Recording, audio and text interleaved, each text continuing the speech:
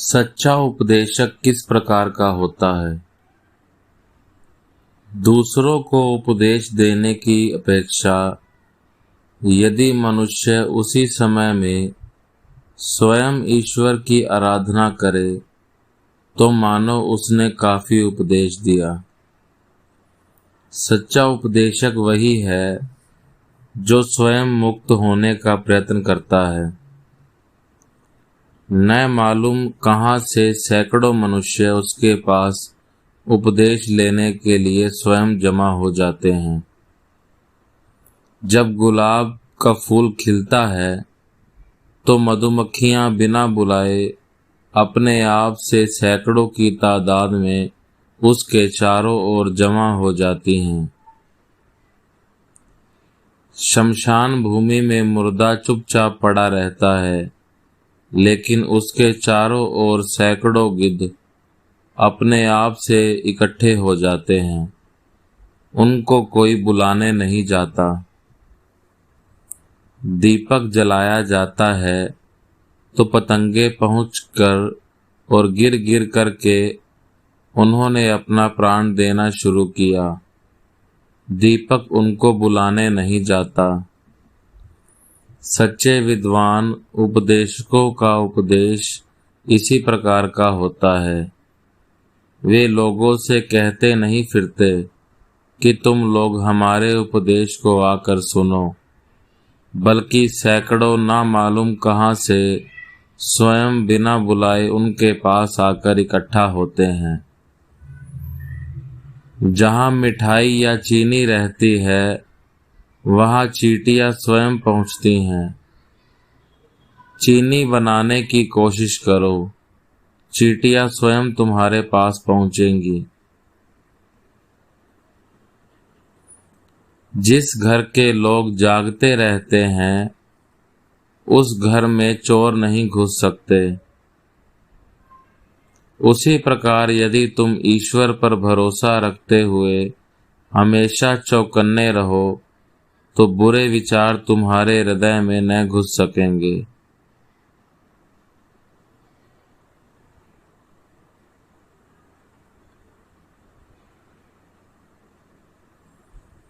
जिस प्रकार बिना तेल के दीपक नहीं जल सकता, उसी प्रकार बिना ईश्वर में समाये या बिना ईश्वर की प्राप्ति किए मनुष्य आनंद से नहीं जी सकता।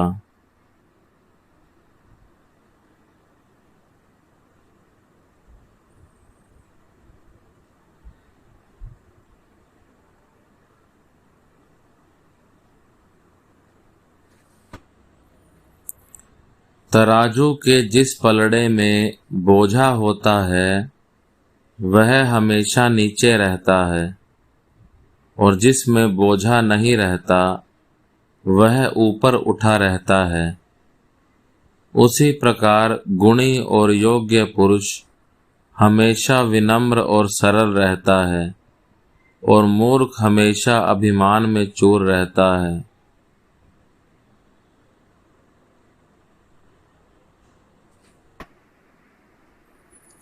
शांति और सद्गुण युक्त जीवन व्यतीत करने के लिए लोगों की प्रशंसा और निंदा पर ध्यान न दो। सोने और पीतल को कसौटी पर रगड़ने से मालूम हो जाता है कि कौन सोना है और कौन पीतल है। उसी प्रकार संकट और आपत्ति की कसौटी पर रगड़ने से सच्चे और ढोंगी साधुओं की परीक्षा होती है।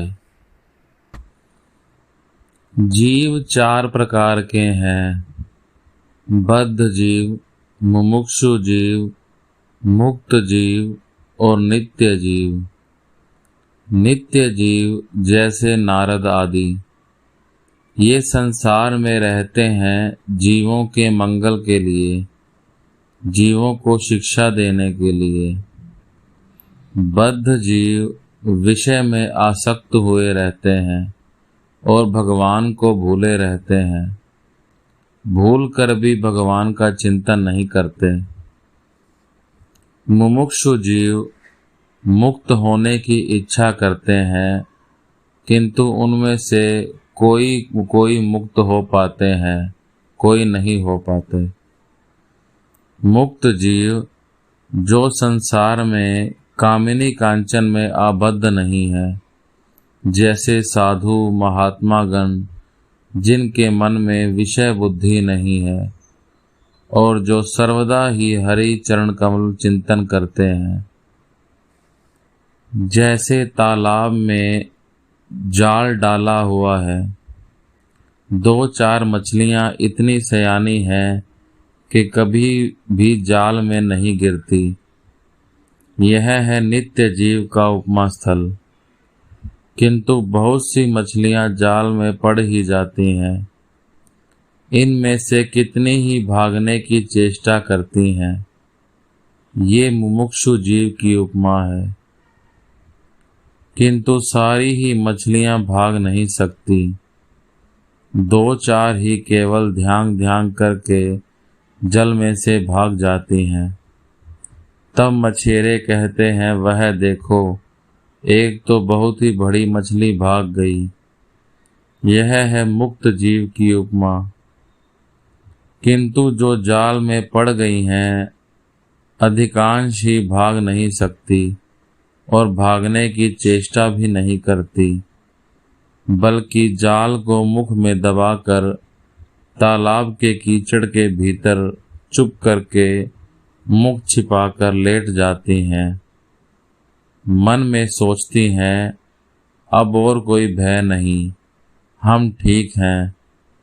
किंतु जानती नहीं कि मछेरा हड़ करके खींचकर जमीन पर रख देगा। ये ही है बद्ध जीव की उपमा।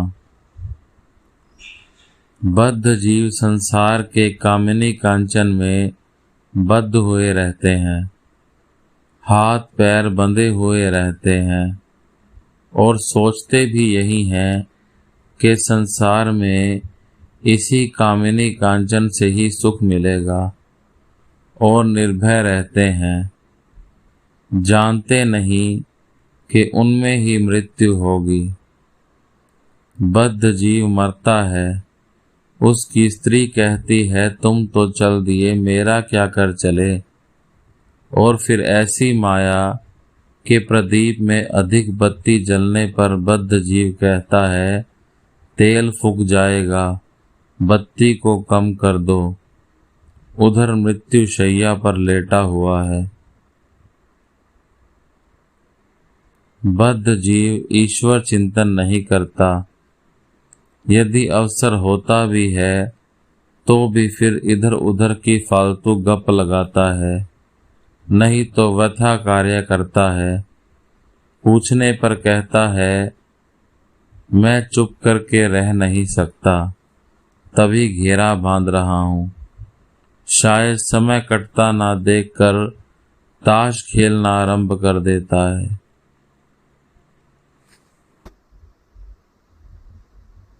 विश्वास से बढ़कर और कोई वस्तु नहीं है। विश्वास का कितना जोर है। पुराण में है, रामचंद्र जो साक्षात पूर्ण ब्रह्म नारायण, उन्हें लंका जाने के लिए सेतु बांधना पड़ा था, किंतु हनुमान राम नाम में विश्वास करके छलांग मारकर पार जा पड़ा।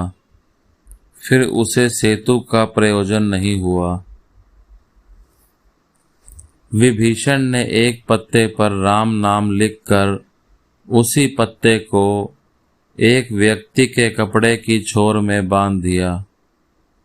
उस व्यक्ति ने समुद्र के पार जाना था। विभीषण ने उससे कहा, तुम्हें भय नहीं, तुम विश्वास करके जल के ऊपर से चले जाओ, किंतु देखो, ज्यों ही अविश्वास करोगे त्यों ही डूब जाओगे। वह व्यक्ति भली प्रकार समुद्र के ऊपर चला जा रहा था। उसी समय उसकी बड़ी भारी इच्छा हुई कि कपड़े की खूंट में क्या बंधा हुआ है, एक बार देखें। खोल कर देखा तो केवल राम नाम लिखा हुआ है। तब उसने सोचा, यह क्या, केवल राम नाम ही एकमात्र लिखा हुआ है। जैसे ही अविश्वास हुआ वैसे ही डूब गया। जिसका ईश्वर पर विश्वास है वह यदि महापाप भी करे, गौ ब्राह्मण स्त्री की हत्या करे, तो भी भगवान में इस विश्वास के बल पर बड़े बड़े पापों से उद्धार हो सकता है। वह यदि बोले मैं ऐसा काम फिर नहीं करूँगा, उसको किसी से भय नहीं होता।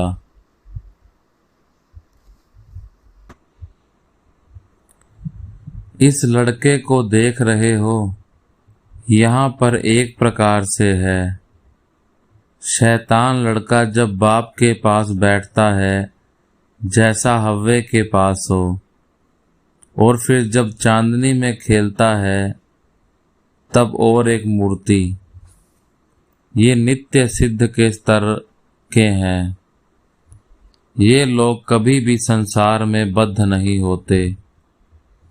थोड़ी उम्र होते ही चैतन्य हो जाता है और भगवान की ओर चले जाते हैं। ये संसार में आते हैं जीव शिक्षा के लिए। इन्हें संसार की वस्तु कुछ भी अच्छी नहीं लगती। ये लोग कामिनी कांचन में कभी आसक्त नहीं होते। वेद में है होमा पक्षी की कथा। वह पक्षी खूब ऊंचे आकाश में रहता है। उसी आकाश में अंडे देता है। अंडे देने पर वह गिरने लगता है, किंतु इतना ऊंचे पर होता है कि अनेक दिनों तक अंडा गिरता ही रहता है। अंडा गिरते गिरते फूट जाता है, तब बच्चा गिरने लगता है। गिरते गिरते उसकी आंखें खुल जाती हैं और पंख निकल आते हैं। आंखें खुलते ही देखता है कि वह गिर रहा है और धरती लगने से तो वह चकनाचूर हो जाएगा।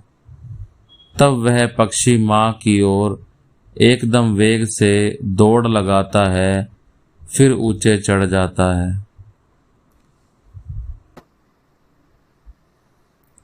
हे मेरे मन, हरि चिद्घन निरंजन का चिंतन करो। वह मोहन मूर्ति भक्तों के हृदय को प्रसन्न करने वाली कैसी अनुपम ज्योतिर्मय है।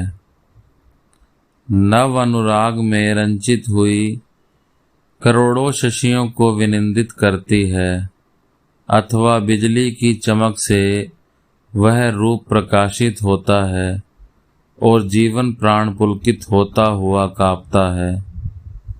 हृदय रूप कमलासन पर उनके चरणों को भजो और शांत मन से प्रेम पूर्ण नयनों से वह अपरूप प्रिय दर्शन करो। चिदानंद रस में भक्ति योग के आवेश में हे मन चिरमग्न हो जाओ। चिदानंद रस में, हाय रे प्रेम आनंद रस में मग्न हो जाओ। देखो हनुमान का कितना सुंदर भाव है। धन मान देह सुख कुछ भी नहीं चाहता, केवल भगवान को चाहता है। जब स्फटिक स्तंभ से ब्रह्मास्त्र लेकर भागते हैं, उस समय मंदोदरी अनेक भांति के फल लेकर दिखाने लगी। सोचा कि फलों के लोभ से नीचे आकर यदि उस अस्त्र को फेंक दे, किंतु हनुमान भूलने वाले नहीं। वे बोले, मुझे क्या फलों का अभाव है। मैंने जो फल पाया है उससे मेरा जन्म सफल हो गया है। मेरे हृदय में मोक्ष फल के वृक्ष श्री राम लगे हैं। श्री राम कल्पतरु के नीचे मैं बैठा रहता हूँ। जब जिस फल की वांछा होती है वही प्राप्त हो जाता है। हे नारी, तुम जिस फल की बात करती हो, मैं उसका ग्राहक नहीं, मैं तो तुम्हें प्रतिफल ही देकर जाऊंगा।